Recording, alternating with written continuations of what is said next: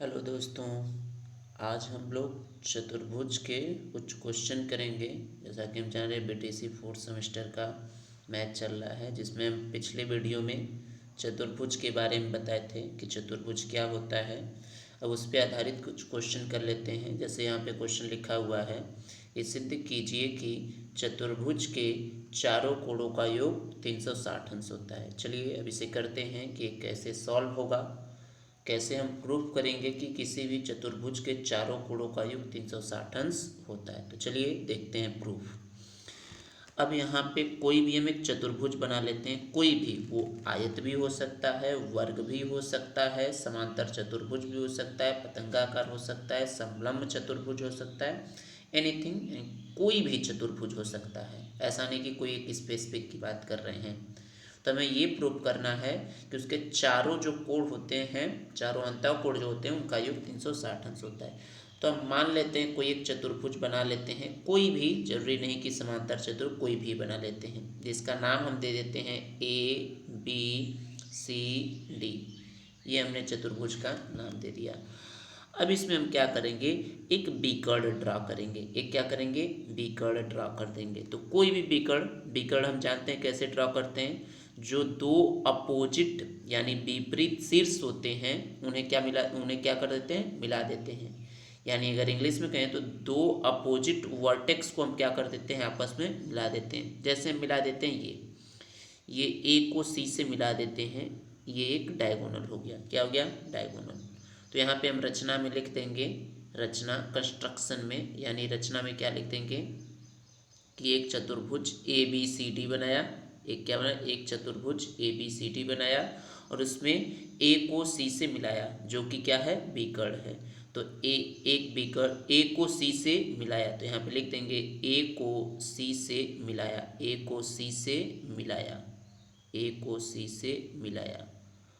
अब यहाँ पे ये जो विकर्ण है, हम जानते हैं कि ये जो विकर्ण है चतुर्भुज को दो त्रिभुज में डिवाइड कर दिया। तो यहाँ पे आप लिख सकते हैं कि विकर्ण AC, विकर्ण AC, विकर्ण AC चतुर्भुज को, विकर्ण AC चतुर्भुज को, विकर्ण AC चतुर्भुज को दो त्रिभुज में विभाजित कर देगा। दो त्रिभुज में, दो त्रिभुज में विभाजित कर देगा, दो त्रिभुज में विभाजित कर देगा, विभाजित कर देगा। दो त्रिभुज में क्या कर देगा, विभाजित कर देगा। तो मान लेते हैं पहला वाला त्रिभुज का नाम, ये पहला वाला त्रिभुज मान लेते हैं, और ये क्या मान लेते हैं, दूसरा वाला त्रिभुज मान लेते हैं। पहले वाले त्रिभुज का नाम क्या है, ADC, और दूसरे वाले त्रिभुज का नाम क्या है, ACB। ये है। तो चलिए इसके आगे अब देखते हैं क्या करेंगे। तो यहाँ पे अगर हम बात करें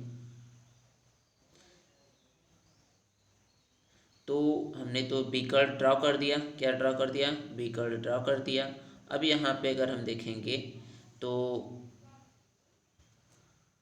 रुकिए रहिए।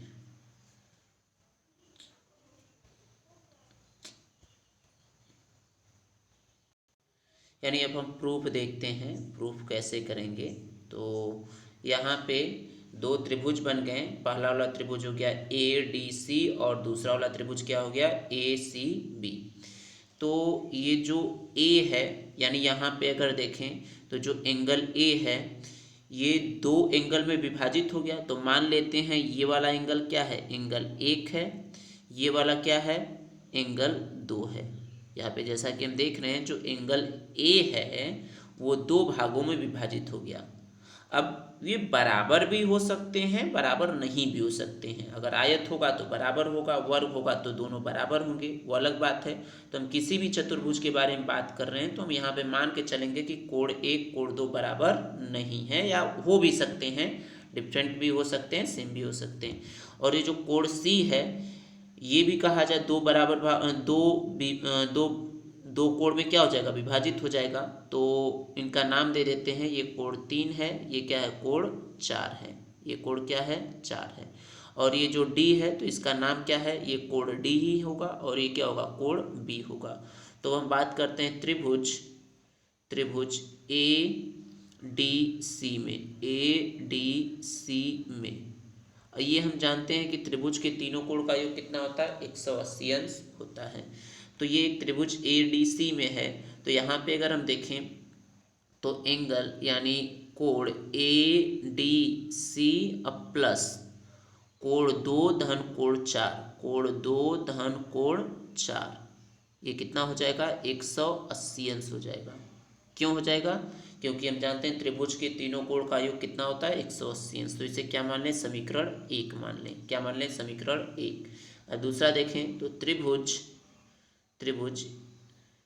ए सी बी में, ए सी बी में, ए सी बी में बात अगर हम करें तो यहाँ पे angle A C, angle A B C, angle A B C, A B C, A B C धन एंगल यानी कोण 1 धन कोण 3, यहाँ भी कितना होगा, इन तीनों का योग, इन तीनों कोण का योग कितना होगा, 180 अंश होगा। क्यों होगा, क्योंकि हम जानते हैं त्रिभुज के तीनों कोण का योग कितना होता है, 180 अंश होता है। तो यहाँ पे हम इसे क्या मान लेंगे, समीकरण 2। अब यहाँ पे हम क्या करेंगे, समीकरण 1 और 2 को जोड़ देंगे। तो यहाँ पे लिखेंगे समीकरण 1 और 2 को जोड़ने पर, तो यहाँ पे लिख देते हैं समीकरण 1 और 1 प्लस 2, 1 प्लस 2। तो यहाँ पे आप लिख सकते हैं समीकरण 1 और 2 को जोड़ने पर। अब जोड़ने पे होगा क्या, उसे देखते हैं। तो यहाँ पे अगर इन दोनों को अगर हम जोड़ें तो ये जो एंगल है A D C, A D C, तो इसे हम एंगल डी लिख सकते हैं। क्या लिख सकते हैं, एंगल डी। जोड़ने का अर्थ क्या है, लेफ्ट साइड में जोड़ा जाएगा, राइट साइड में जोड़ा जाएगा। तो ये समीकरण 1 है, समीकरण 2 है। दोनों को अगर हम जोड़ें तो सिंपल सा कह देंगे कि ये पूरा आपस में जुड़ जाएंगे। लेफ्ट साइड में और राइट साइड में 180 धन 180 कितना हो जाएगा, 360 हो जाएगा। तो यहाँ पे जो ए डी सी है इसे डी अगर माने तो ये एंगल डी धन एंगल बी, कौन सा, ये ए बी सी। और यहाँ पे अगर देखें तो 1 और 2, एंगल 1 और 2, यहाँ पे एंगल 1 है और यहाँ पे एंगल 2 है। ये दोनों मिल करके क्या बना लेंगे, ये दोनों यहाँ तक पूरे हो जाएंगे। तो इसे हम क्या कर सकते हैं, एंगल ए कह सकते हैं। क्या कह सकते हैं, एंगल ए कह सकते हैं। और उसी तरीके से एंगल 3 और एंगल 4, ये दोनों मिल करके क्या बना लेंगे, ये पूरा एंगल सी। तो इसे पूरा हम क्या कर सकते हैं, एंगल सी। तो एंगल यहाँ पे अगर देखें तो एंगल बी, एंगल ये सी हो जाएगा। क्या हो जाएगा, एंगल सी हो जाएगा, एंगल सी। तो यहाँ पे angle B, angle D, angle B, angle A, angle C हो गया। और राइट साइड को अगर जोड़ेंगे तो 180 धन 180 कितना हो जाएगा, 360 हो जाएगा। तो इस प्रकार से आप कह सकते हैं कि ये एंगल ए धन एंगल बी धन एंगल सी धन एंगल डी, इन चारों का योग कितना हो गया, 180, जो कि हमें यही प्रूफ करना था। तो इतना आप नोट कर लें, इसके आगे देखते हैं।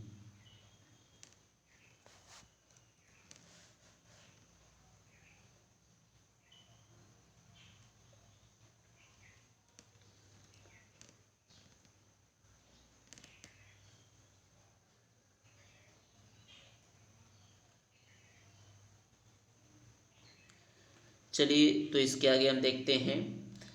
ये तो हुआ कि चतुर्भुज के चारों कोण का योग 360 अंश होता है। अब चतुर्भुज के प्रकार में पहला प्रकार देखते हैं वर्ग यानी स्क्वायर। तो पहला हेडिंग डालते हैं, वर्ग क्या होता है, स्क्वायर आपका क्या होता है।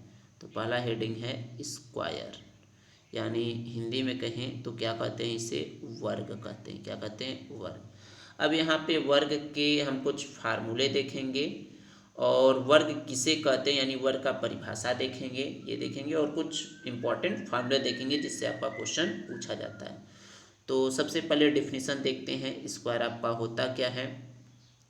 तो वर्ग एक ऐसा चतुर्भुज होता है, वर्ग एक ऐसा चतुर्भुज होता है जिनकी चारों भुजाएं बराबर और प्रत्येक कोण कितना होता है, 90 अंश होता है। प्रत्येक कोण क्या होता है, 90 अंश। तो यहाँ पे डेफिनेशन लिख लेते हैं, वर्ग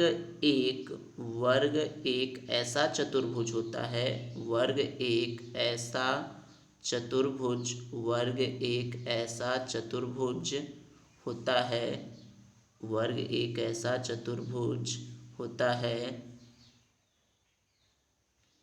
जिसकी चारों भुजाएं, जिसकी चारों भुजाएं, जिसकी चारों भुजाएं यानी चारों साइड, चारों भुजाएं बराबर बराबर तथा प्रत्येक कोण, तथा प्रत्येक कोण क्या होता है, प्रत्येक कोण 90 अंश का हो। क्या हो, 90 अंश का हो, प्रत्येक कोण 90 अंश का हो।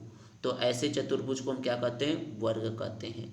तो यहाँ पे हम देख लेते हैं, यहाँ पे एक स्क्वायर बना देते हैं, यहाँ पे एक स्क्वायर है ये, तो क्या ABCD, और ये कैसा है, डिफिनीशन के अकॉर्डिंग अगर देखें तो यहाँ पे प्रत्येक कोण क्या है, 90 अंश, यानी angle A, angle B, angle C, angle D, ये सभी क्या है, 90 अंश के हैं। तो यहाँ पे आप लिख सकते हैं angle A, angle B, angle C और एंगल D, ये सभी कितने अंश के हैं, 90 अंश के हैं। कितने अंश के हैं, 90 अंश के हैं। कितने अंश के हैं, 90 अंश के हैं। अब यहाँ पे अगर हम देखें तो, और यहाँ पे प्रत्येक कोण क्या है, 90 अंश का, और चारों भुजाएं यानी जो चार भुजाएं ABBCCD और DA ये क्या है, बराबर हैं। तो इसे मान लेते हैं A,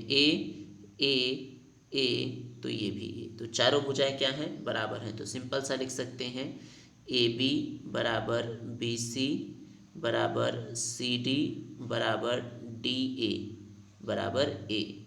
अगर ये कंडीशन होगा तो ये क्या हो जाएगा, वर्ग होगा। क्या होगा, अगर कोई चतुर्भुज इन दोनों कंडीशन को फॉलो कर रहा है तो क्या होगा, वर्ग होगा। सिंपल सा डिफिनीशन है, ऐसा नहीं कि बहुत कठिन डिफिनीशन है, बहुत ही आसान डिफिनीशन है।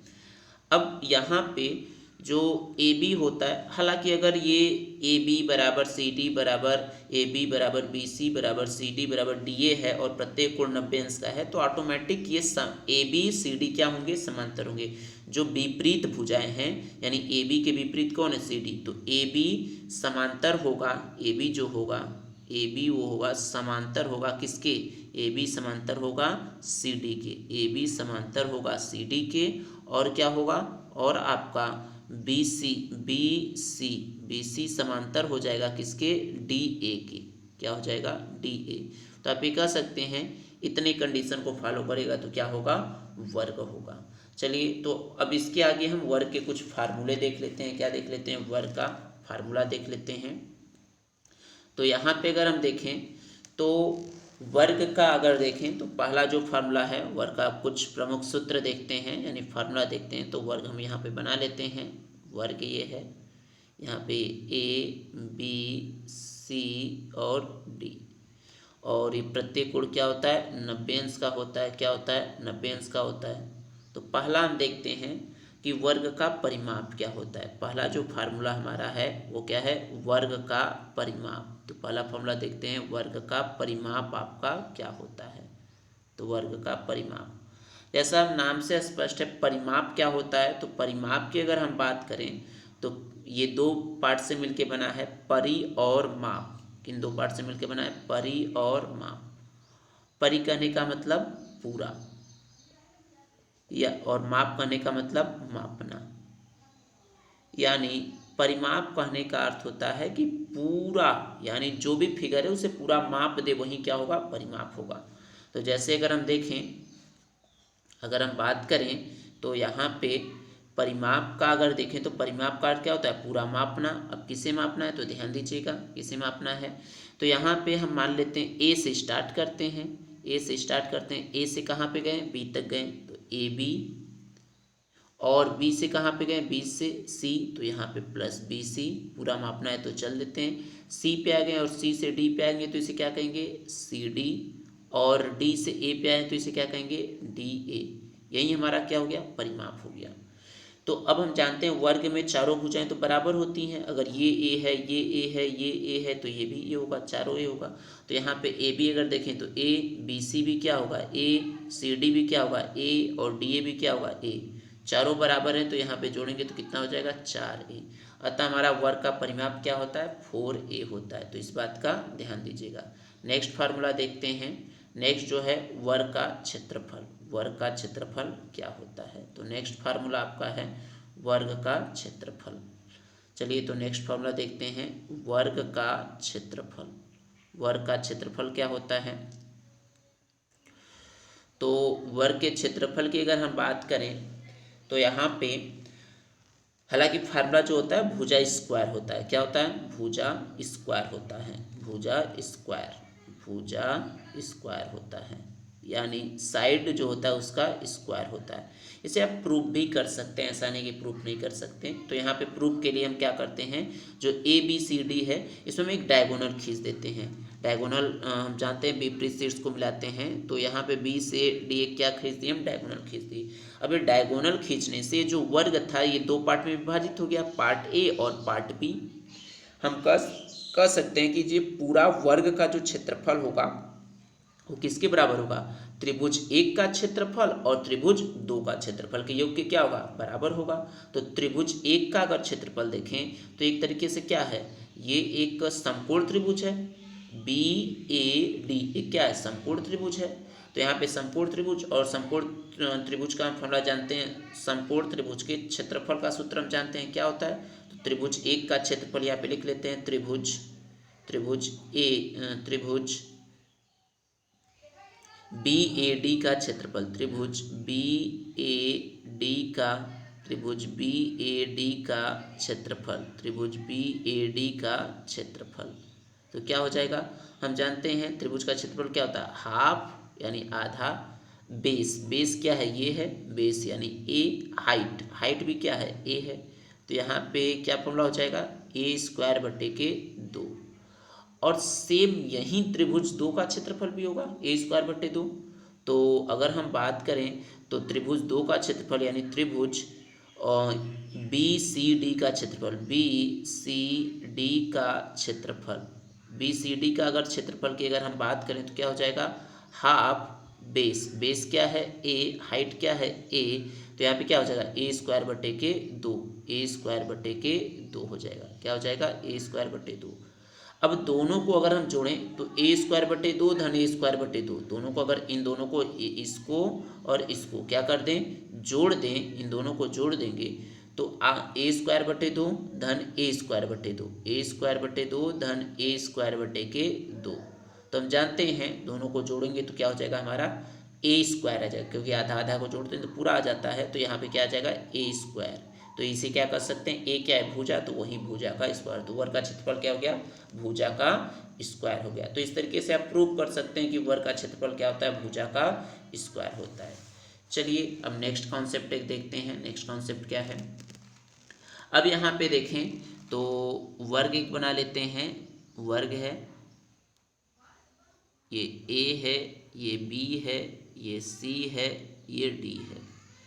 अब ध्यान दीजिएगा, अगर हम एक डायगोनल यानी एक बीकर्ड ड्रा करें, हम ये जानते हैं वर्ग में प्रत्येक कोण कितने अंश का होता है, 90 अंश का होता है। ये भी 90, ये भी 90, ये भी 90, यानी कोण ए भी 90 है, कोण बी भी 90 है, कोण सी भी 90 है और कोण डी भी 90 है।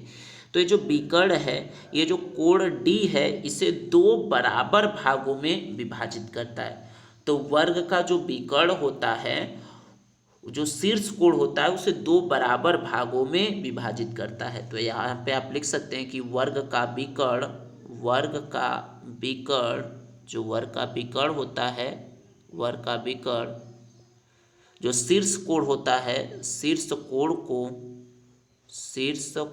को बराबर भागों में विभाजित करता है, बराबर भागों में विभाजित करता है। ये आप याद रखिएगा। हालांकि इसका जो प्रूफ है, अब बराबर विभाजित करता है तो इसका अर्थ देख लेते हैं।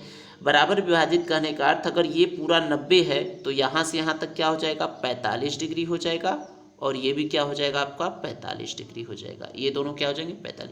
उसी तरीके से ये भी क्या हो जाएगा 45 हो जाएगा, और ये भी क्या हो जाएगा 45। अब यहाँ पे क्वेश्चन उठता है कि बराबर क्यों हो गए। तो इसका प्रूफ भी दिया जा सकता है कि सर्वांग सम दे करके कि एक दो त्रिभुज यानी त्रिभुज एक त्रिभुज दो लेकर के सर्वांग सम प्रूफ कर देंगे तो ऐसे हो जाएगा। तो हालांकि वो आपके सिलेबस में नहीं है, तो ये कॉन्सेप्ट याद रखिएगा कि वर्ग का जो विकर्ण होता है शीर्ष कोण को बराबर भागों में विभाजित करता है। क्लियर है। अब यहाँ पे अगर हम बात करें तो ये जो आपका था ये BD जो विकर्ण था वो बराबर भागों में विभाजित किया। तो अब यहाँ पे अगर हम विकर्ण देखें तो दूसरा विकर्ण भी वर्ग का ये विकर्ण होगा, तो इसी तरीके से ये भी बराबर भागों में विभाजित करेगा करेगा कि नहीं। ये भी 45 होगा और ये भी 45, ये भी 45, ये भी 45, ये सब पे क्या होंगे 45 डिग्री होंगे। क्या होंगे 45 डिग्री। अब यहाँ पे हम देखते हैं वर्ग के जो विकर्ण होते हैं एक दूसरे को क्या करते हैं, वर्ग का जो विकर्ण होता है वो एक दूसरे को बाइसेक्ट करते हैं। एक दूसरे को क्या कर सकते हैं बाइसेक्ट यानी काटते हैं। और भी कितने पे काटते हैं, कैसे काटते हैं तो ध्यान दीजिएगा 90 अंश पे काटते हैं। कितने अंश पे काटते हैं 90 अंश। तो मान लेते हैं ये क्या आपका O है, ये क्या है O, ये मान लीजिए दोनों विकर्ण O बिंदु पे काट दिए। तो अब यहाँ पे देखते हैं, अब अगर हम बात करें तो कितने अंश पे काटे हैं, हालांकि 90 अंश पे काटे हैं, तो उसी को देखेंगे कि 90 अंश पे कैसे काटे हैं। चलिए देखते हैं। तो ये तो हम जानते हैं कि ये आपका 45 डिग्री है, दो बराबर भागों में विभाजित कर दिया तो ये 45, ये भी 45 हो जाएगा। तो ये एक ODC एक क्या है, एक त्रिभुज है ODC। अगर त्रिभुज है तो इनका जो त्रिभुज के तीनों कोण का योग होगा वो कितना होगा 180 अंश होगा। तो ये तो 45 हो ही चुका, ये वाला 45 हो चुका, ये भी 45 हो चुका, 45 45 90, तो जो बचा वो कितने होगा 90 अंश का होगा। यानी ये जो DOC होगा, यहाँ पे एंगल DOC, यहाँ पे DOC, जो DOC कोण होगा वो कितने अंश का होगा 90 अंश का होगा। कितने अंश का होगा 90 अंश का होगा। इसी तरीके से ये भी यानी त्रिभुज COB में या BOC त्रिभुज में ये जो कोण होगा यानी कोण BOC ये भी क्या होगा 90 अंश का होगा। क्या होगा 90 अंश का होगा। और उसी तरीके से BOA या AOB कोण AOB क्या हो जाएगा आपका 90 अंश का हो जाएगा। कितने अंश का हो जाएगा 90 अंश का। उसी तरीके से AOD भी क्या हो जाएगा 90 अंश का हो जाएगा। AOD कितने अंश का हो जाएगा 90 अंश का हो जाएगा। तो यहाँ पे आप ये कह सकते हैं कि यहाँ पे जो बने आपके चार जो त्रिभुज बने 1 2 3 4, ये चारों त्रिभुज बने, इनका क्षेत्रफल क्या होगा बराबर होगा। इनका क्षेत्रफल क्या होगा बराबर होगा, क्योंकि सब कोण 45 45 90 सभी कोण 45 45 90 ही हैं। तो यहाँ पे क्या होगा इनका जो क्षेत्रफल होगा बराबर होगा।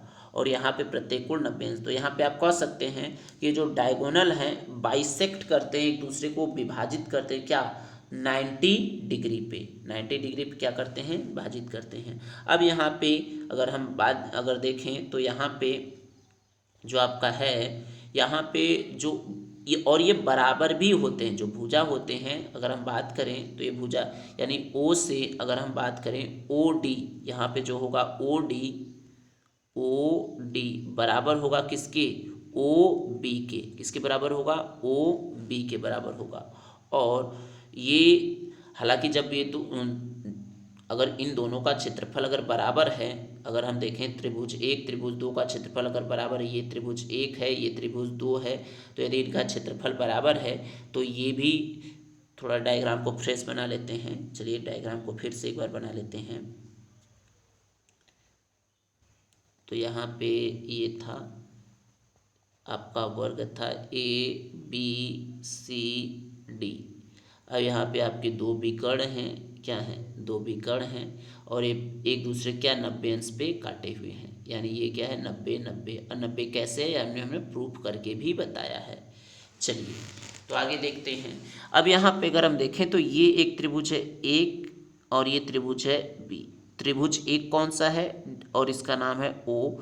तो त्रिभुज एक क्या है COD, त्रिभुज COD, त्रिभुज COD और त्रिभुज BOC त्रिभुज BOC अगर हम देखें त्रिभुज, इन दोनों त्रिभुज में COD में और BOC में, तो यहाँ पे अगर देखें तो ये वाला कोण ये 90, तो ये भी 90, ये कोण 45, ये कोण भी 45, ये कोण 45, तो ये कोण 45, यानी तीनों कोण बराबर है, तो तीनों भुजा भी बराबर होंगे। तीनों भुजा क्या होंगे? बराबर होंगे। तो यहाँ पे आप कह सकते हैं कि जो OD भुजा है OD बराबर होगा किसके? OB के। तो वही लिख लेते हैं कि जो OD होगा हमारा भुजा OD होगा वो किसके बराबर होगा? OB के बराबर होगा। किसके बराबर होगा? OB।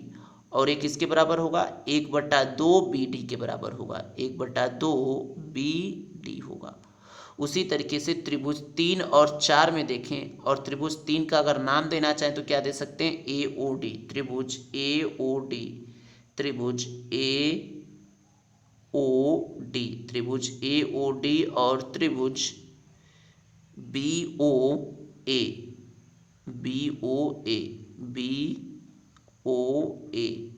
यहाँ पे अगर हम बात करें तो यहाँ भी वही बात है।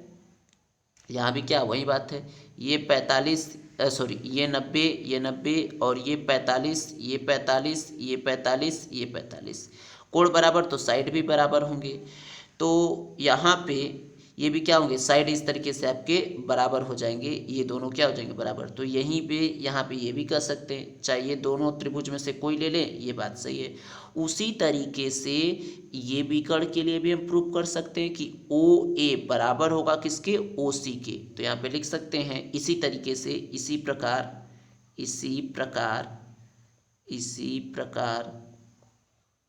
इसी प्रकार जो होगा OA बराबर होगा किसके? OA बराबर होगा OC के। किसके बराबर होगा? OC के बराबर होगा। OC के बराबर होगा। और ये किसके बराबर होगा? 1/2 AC के बराबर होगा। अब यहाँ पे देखें तो हम जानते हैं BD और AC आपस में क्या होते हैं? बराबर होते हैं। अब ये कैसे बराबर होते हैं? इसे प्रूव कर लेते हैं। यानी त्रिभुज वर्ग के दोनों विकर्ण आपस में क्या होते हैं? बराबर होते हैं। वर्ग के दोनों विकर्ण क्या होते हैं? आपस में बराबर होते हैं। तो चलिए कैसे होते हैं उसे देख लेते हैं। अगर हम बात करें, एक अगर वर्ग खींचें तो एक वर्ग खींच लेते हैं। एक वर्ग ये आपका है ABCD। इसमें दो विकर्ण खींच लेते हैं। एक विकर्ण ये हुआ, दूसरा विकर्ण ये हुआ। तो जो पहला वाला ये था, ये अगर इस विकर्ण का मान निकालें तो यहाँ पे 90 अंश है, और ये A है, ये A है। तो पाइथागोरस थ्योरम लगा करके BD का मान हम निकाल सकते हैं। BD का मान कितना हो जाएगा? अब जानते हैं पाइथागोरस प्रमेय में BD का स्क्वायर किसके बराबर होता है? आधार का स्क्वायर धन लंब का स्क्वायर। तो AB का स्क्वायर धन AD का स्क्वायर, यानी क्या हो जाएगा? A स्क्वायर धन A स्क्वायर। तो क्या हो जाएगा? 2A square. अगर इसका अंडर रूट ले लेंगे तो क्या हो जाएगा? BD बराबर क्या आ जाएगा? A√2। क्या हो जाएगा? A√2 हो जाएगा। और जो दूसरा विकर्ण है आपका, दूसरा विकर्ण कौन सा है? AC। अगर AC का मान निकालें तो ये भी साइड बराबर है, AA है, तो ये भी क्या हो जाएगा? A√2 हो जाएगा। सेम इसी तरीके से। तो इस तरीके से आप कह सकते हैं कि वर्ग के विकर्ण आपस में क्या होते हैं? बराबर होते हैं। वर्ग के विकर्ण क्या होते हैं? आपस में बराबर होते हैं। तो ओवरऑल जो अभी अभी हमने समझा, इसे अगर कंक्लूजन निकाल के लिखना चाहें तो हम लिए लिख सकते हैं कि कोई भी अगर एक वर्ग है, कोई भी क्या है? एक वर्ग है ABCD, अगर इनका विकर्ण ड्रॉ करें तो ये कट करते हैं O पे। तो यहाँ पे आप लिख सकते हैं कि OA बराबर होता है किसके? OC के और OD के और OB के। और ये किसके बराबर होता है? 1/2 AC के या 1/2 BD के। 1/2 BD के, क्योंकि विकर्ण क्या होते हैं? बराबर होते हैं। तो ये कंक्लूजन निकाल के आप कह सकते हैं कि नहीं? तो ये आपका कंक्लूजन हुआ। तो वर्ग में लगभग इतने ही फार्मूले हैं। अब एक कॉन्सेप्ट देख लेते हैं।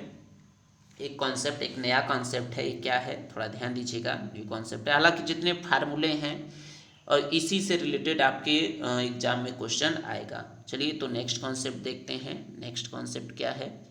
चलिए नेक्स्ट कॉन्सेप्ट देखते हैं। तो यहाँ पे एक हम क्या बना लेते हैं, एक वर्ग बना लेते हैं, एक क्या बना लेते हैं, वर्ग बना, या एक वर्ग बना लेते हैं और इसके अंदर हम एक वृत्त बनाते हैं। एक क्या बनाते हैं, वृत्त, ABCD, इसके अंतर्गत क्या बनाते हैं, एक वृत्त बनाते हैं। जो वृत्त यहाँ पे हम बनाएंगे, जो वृत्त यहाँ पे अगर हम बनाएं, जैसे इस तरीके से इसके अंतर्गत एक हम वृत्त बना दें और एक ऐसा वृत्त बनाएं जो इन भुजा को टच करते हुए करे, टच करते हुए क्या करें, इस तरीके का एक ये वृत्त बने।